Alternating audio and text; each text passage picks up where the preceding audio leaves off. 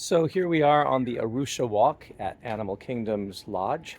And last night we were talking with Carissa and with Brian and with Marty and with the whole gang about how we could create schools that would be like theme parks. And one of the things that I suggested that we could do is use the cement and shredded plastic solution that we've been working on at the Rosebud Continuum Eco Science Center, which is our own mini Epcot, if you like, and do things like this because the cement has a cost, but if you try to do that plasticine kind of sculpting, then it gets even more expensive. There's this stuff called Shapecrete, and we purchased it when we were doing the Dragon's Head for the biodigester, and it comes to about $60 for a 5-gallon tub, and it doesn't last very long. So you know this is going to be really expensive.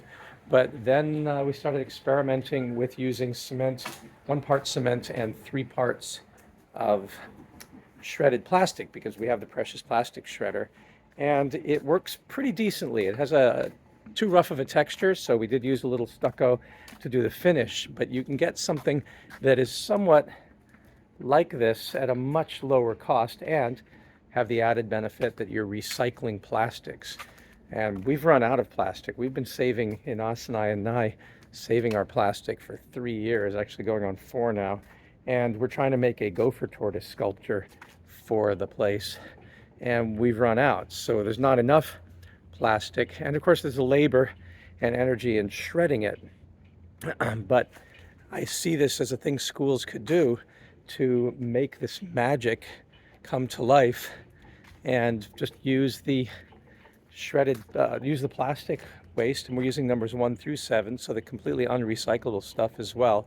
And once it's shred down into particles, the cement binds it, and then you can use your lath mesh and make the rocks and the other features, the sculpture features, and then you can theme park eyes, the word that is, your school or your home or your garden. So we've all loved coming to the Disney parks and seeing these incredible sculptures and they're false rocks and trees and sculptures, and wondered how do we do that in a cost-effective way, and we think we're getting close to a solution. Joshua yesterday said one thing we might try to get that better finish is to take a blowtorch to it and heat it up so that the plastic shreds that are not fine enough melt in a little bit before painting.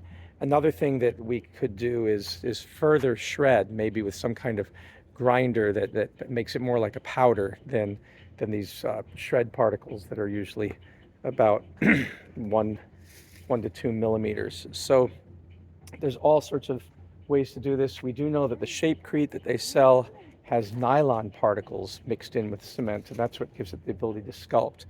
And those are very finely shred nylon particles. Here we're using all the different types of plastic we have, and I think it's just about getting the size down to do this. But that's our thought. So I hope we can continue to develop this thought of making incredible sculptures and structures all over properties and solve a waste problem at the same time.